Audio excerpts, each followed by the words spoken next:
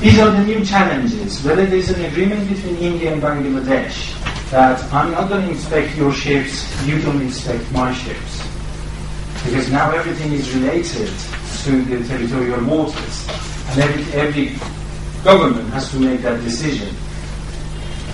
Who's going to monitor and who's going to do the risk analysis? And who's going to give exemptions to whom? In India, if you take water from the Bengal side and take it to the Bombay side, it is considered illegal. Scientifically, but legally, you can do it. Because you're in the same country's jurisdiction. In the UK, if you take water from Inverness and drop it at Southampton, you are legally correct. But scientifically, you're introducing a species which they do not belong to Southampton or to the south of England, or south of any part of the UK. So this is one issue that who's going to take over that one? Because IMO doesn't care. China is a vast country. The east of China and west of China, or north of China, south of China, similar to Russia. They are the same countries, but they are not going to have the same quality of water. And enforceability is an issue, and Bangladesh is going to come to that one. If the regulation is ratified, who's going to take the samples, who's going to take representative sampling, and who's going to arrest the ships? And the ships that you're building in Bangladesh, do they comply with those regulations? If they go under this sampling and enforceability, do they come out successful or not? It's extremely important. If they don't, they can't go to those territorial waters. It's as simple as that. The ship will be designed perfectly, but if you do not have the right treatment system, you are not allowed legally to enter certain countries' territorial water. And this comes an enforceability issue. These are our immediate challenges that, again, engineers and designers have to look at that. So if you do not meet these two, again, your system is not sustainable. So what I missed in the previous ring of sustainability was political and legal issues that you have to take into account. It doesn't make any sense if you design something and the government says you can't sell it. Your system is not sustainable. And the ultimate challenge in the change of environment recently in Newcastle, this is what I just want to give you a little example of how marine environment and how engineering design are going to be faced with additional challenges, whether we like it or not. And that is why we need education, and that is why we need a lot more research at all levels.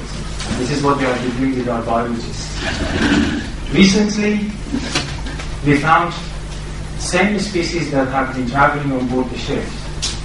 This particular type of species goes back millions of years. We have got samples from bottom of an ice hole in Japan, and they showed that this is the same species. They survived a lot of things. They survived typhoons, they survived high temperature, low temperature, and we want to kill them and to make sure they are not transported between different countries. If they are able to sustain such a history of damages and challenges by we can call it God, that during the years of the Earth they have survived that, do you think a simple system that I'm going to just expose them to certain UV radiation is going to get rid of them or not? We found that a species in Newcastle.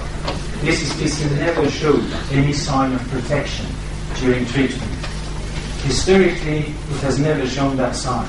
But recently, when this species, which is called Petrosalmus, is exposed to certain type of UV and exposed to the high temperature to be killed, it now defends itself. It has divided itself into three groups: soldiers, normal people, and elites. And as soon as it does that, the soldiers start protecting the normal people, and some part of the normal people turn themselves into elites, and elites are reproducers, the ones which are going to survive. This means this species is responding to our treatment. It's exactly like the advice from the doctors say, do not eat too many antibiotics because your bacteria gets resistance to it. This is like a bacteria, and it's getting resistance to the type of treatment you're doing. This means whatever treatment you're doing on board the ships now, in 10 years' time, the species which are live animals, the live trees, the live plankton, they can respond to our treatment. This means the next generation of them, when they come on, they might say, tough, you can't kill me anymore. And this is what has never been seen before. We just noticed it about 2 months ago. Whether this species is going to turn into a beast, this particular one has started or not. But this is our challenge as engineers and scientists to make sure that we design our systems in a way that it can go on and could be still operational in the next 10 years. At the end of the day, we have to design systems which makes us good ancestors and in the next decades to come. Thank you.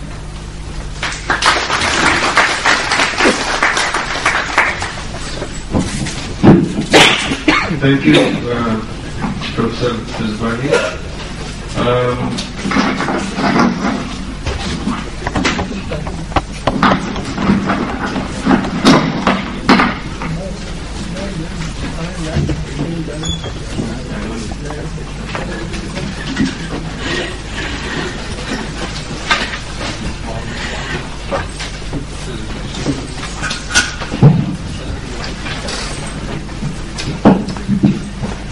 Now, the summary and certificates is being handed over to Professor Rizvani for his nice presentation.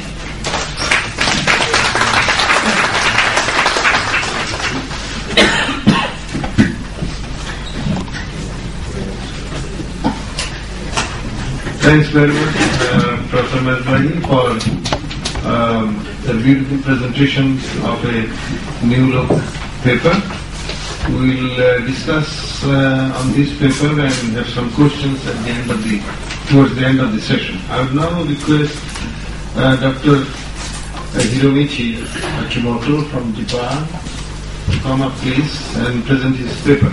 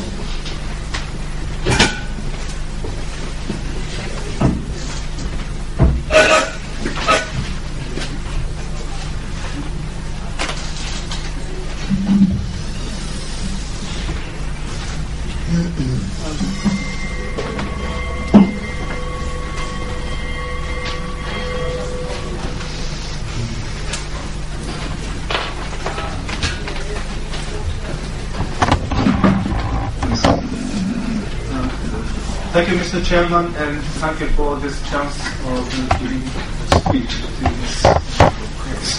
My name is Akimoto from the University of Tokyo. My presentation, I'm sorry, I'm here because I like to operate my computer by myself. Title of my speech, my talk is on the prediction of ship performance in actual sea condition.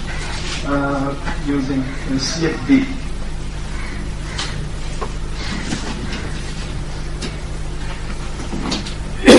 I'm sorry, my computer is freezed.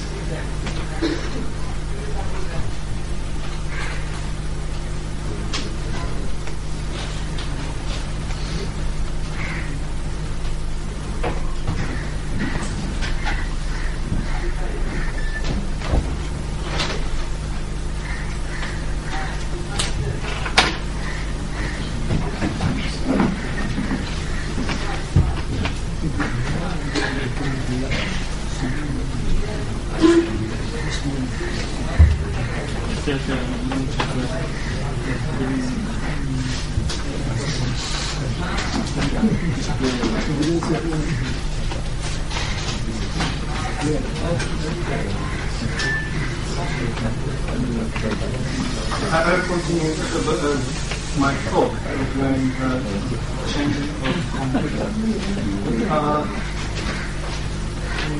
In recent years, we have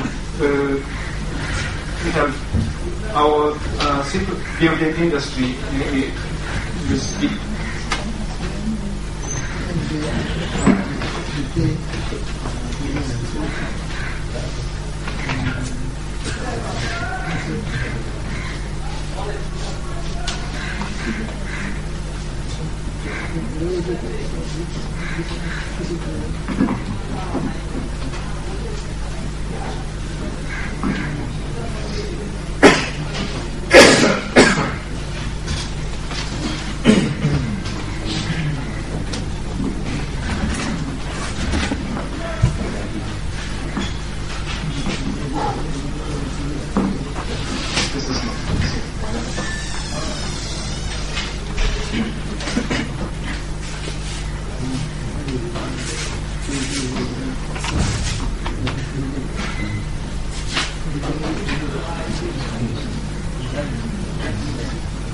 Contents of my presentation will start from background and